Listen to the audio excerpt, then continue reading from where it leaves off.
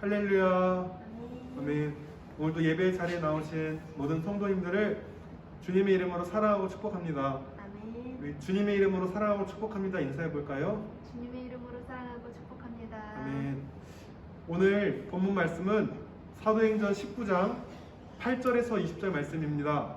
말씀의 제목은 말씀 선포와 성령의 능력으로 확장되는 하나님 나라라는 제목으로 말씀의 은혜를 나누고자 합니다. 오늘 본문은 에베소 선교 본론에 해당하는 부분입니다. 8절에 바울은 이전에 그를 영접했던 자들을 통해서 유대인 회당을 이용해서 3개월간 말씀을 전할 수 있었습니다.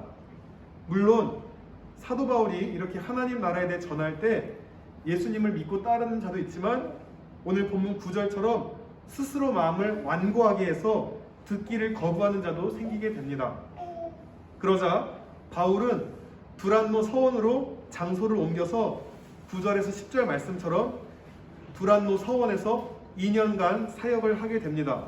그곳에서 바울이 했던 일은 무엇이냐면 날마다 하나님의 말씀을 강론하며 하나님 나라에 대한 메시지를 전했던 것입니다. 그런데 바울이 그렇게 복음을 전하며 사역을 할 때 그 말씀을 지식으로만 전하지 않았습니다. 바울이 전하는 하나님 나라에 관한 말씀을 전할 때 오늘 본문 11절 말씀처럼 하나님께서 바울의 손으로 놀라운 능력을 행하게 하시고 비범한 기적들을 행하셨습니다. 바울을 통해서 병든 자들을 치유하고 악한 영들을 떠나게 하는 하나님의 능력이 나타났습니다. 그러자 이렇게 바울을 통해 일하시는 하나님의 능력을 보자 유대인 퇴마사들이 귀신 들린 사람에게 자기도 예수의 이름을 이용해 말해봅니다. 오늘 본문에 스게와라는 대제사장의 7 아들이 이 일을 하고 있었습니다. 그러나 오늘 본문 13, 14절 말씀처럼 성령의 능력이 없이 흉내내는 이 사역은 이 악한 영도 영적 존재라서 저 사람이 진짜 하나님의 사람인지 아닌지 귀신같이 분간할 수 있었습니다. 그래서 이 스게와의 아들들이 성령의 능력도 없으면서 예수의 이름을 앵무새처럼 이렇게 말하자 어떻게 됩니까?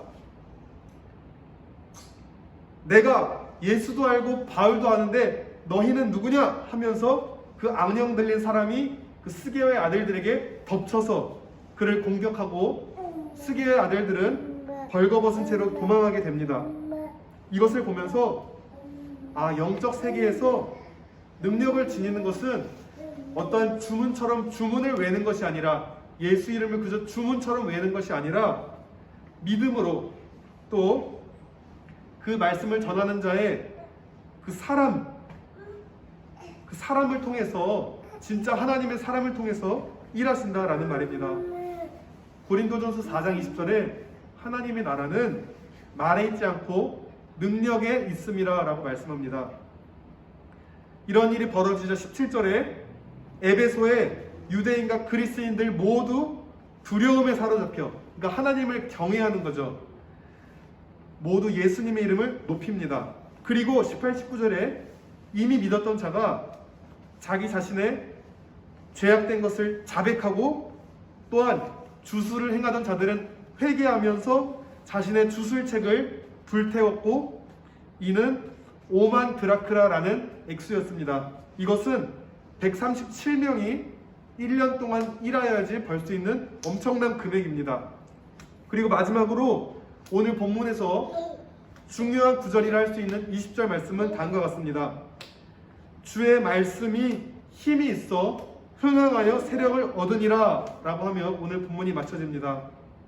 어떻게 주님에 관한 메시지가 영향력이 커지는 강력한 방식으로 계속 선포될 수 있었을까요? 그것은 첫째로 바울이 전하는 하나님의 말씀은 하나님 나라와 주 예수 그리스도에 관한 것을 올바르게 가르쳤기 때문입니다. 우리가 보고 있는 이 사도행전은 성령 행전으로 불리기도 하는데 사도행전의 마지막 장 마지막 절은 28장 31절인데 다음과 같이 기록하며 사도행전이 마쳐지게 됩니다. 하나님의 나라를 전파하며 주 예수 그리스도에 관한 모든 것을 담대하게 거침없이 가르치더라.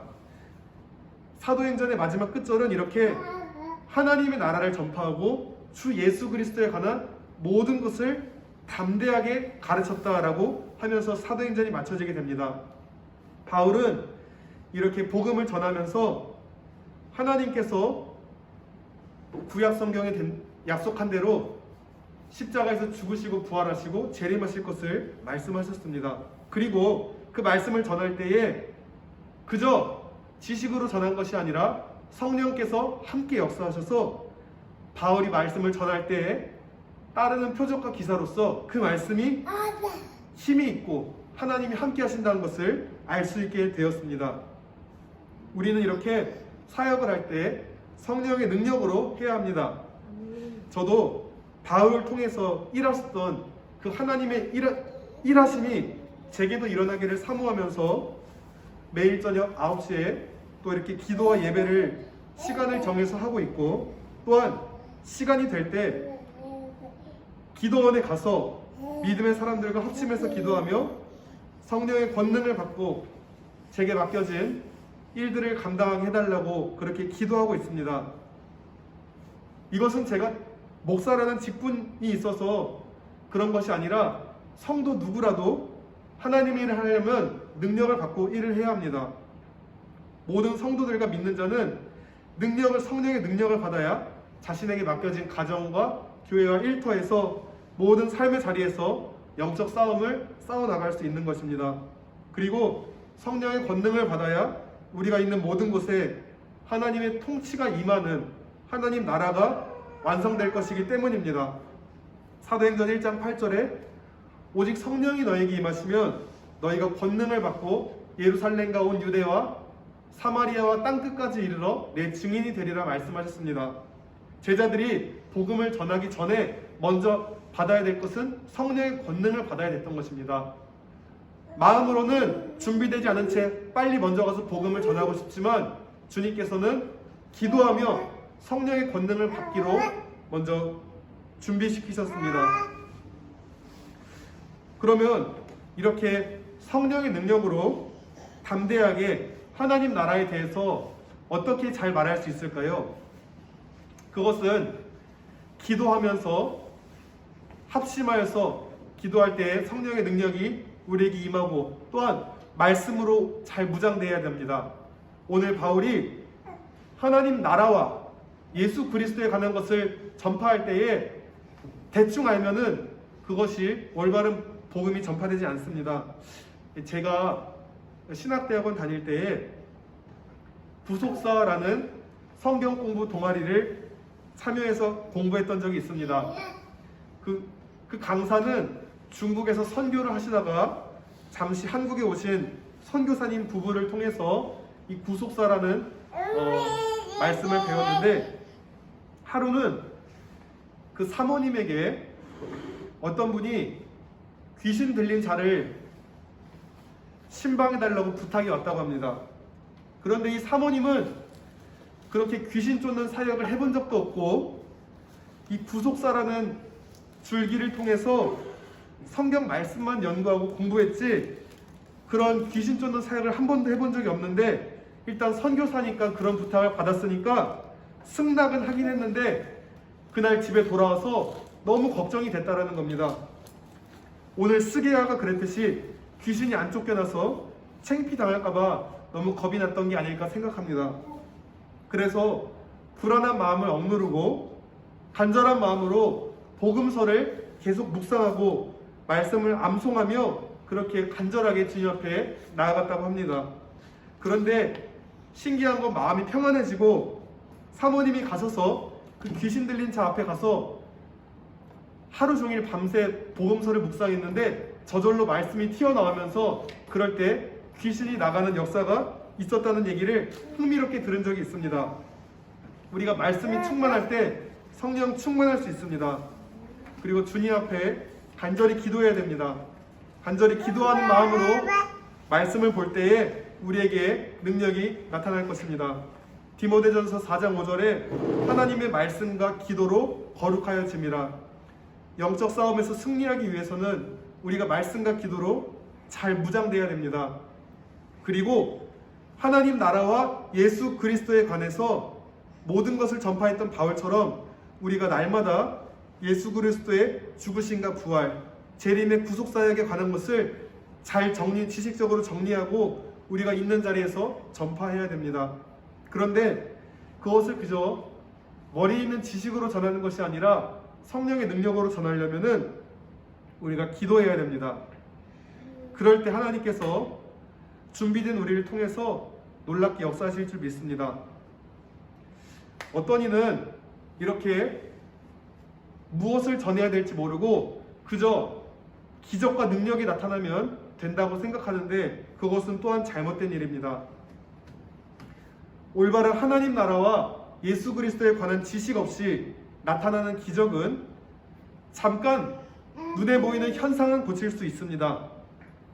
잠시 문제가 해결되고 잠시 병고침 받았다 해도 하나님 나라와 예수 그리스도에 관해 제대로 알지 못하면 그는 회복된 건강과 또 주님이 주신 재정으로 죄악된 일에 더 힘있게 쓰일지 모릅니다.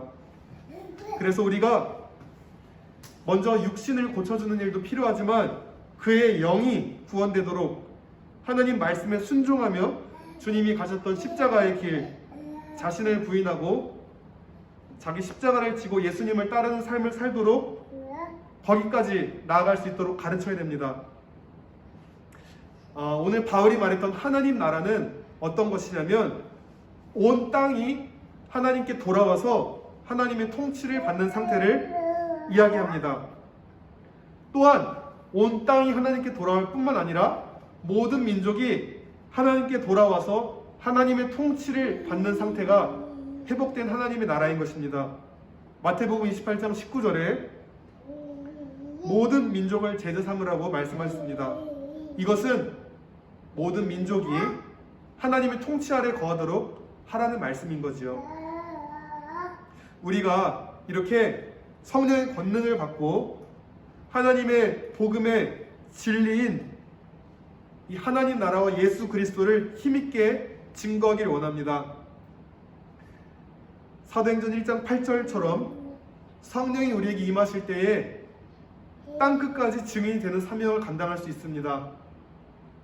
결국 우리 주님께서 다시 오셔서 하나님 나라를 완성하실 것입니다. 그렇지만 그 전에 우리가 해야 될 일은 땅끝까지 주님 오실 길을 예비하도록 증인의 사명을 감당해야 됩니다. 그런데 그 증인의 사명을 감당하려면 영적인 공격과 방해가 있는데 성령의 능력이 없이는 이루어질 수 없는 것이 증인의 사역입니다. 우리 오늘 바울처럼 하나님의 나라를 힘있게 전파할 때 성령의 능력으로 담대하게 또 주의 복음을 전하여서 주님 오실 길을 예비하는 주님의 군사요 신부로서 모두 쓰임받게 되길 원합니다. 그리하여서 나중에 우리가 주님 앞에 설 때에 잘했다 칭찬받는 착하고 충성된 일꾼이 다 되시기를 예수님의 이름으로 축복하며 기도합니다. 기도하시겠습니다. 하나님 아버지, 바울이 담대하게 하나님 나라와 주 예수 그리스도에 관한 것을 전파하였다라고 말합니다.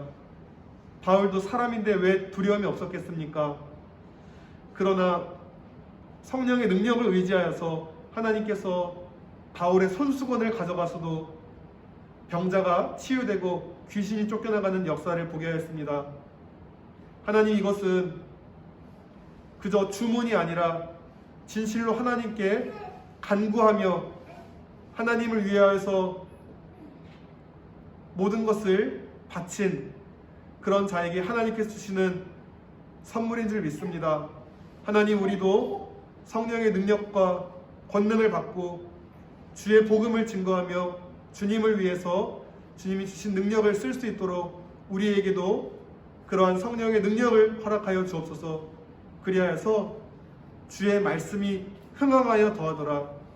우리가 올바른 말씀, 하나님 나라와 예수 그리스도에 관한 것을 담대하게 전파할 때에 따르는 표적과 능력으로 하나님의 역사가, 하나님 나라가 확장되는 놀라운 역사가 있게 하여 주시옵소서. 감사드리며 예수 그리스도 이름으로 기도드렸습니다. 아멘.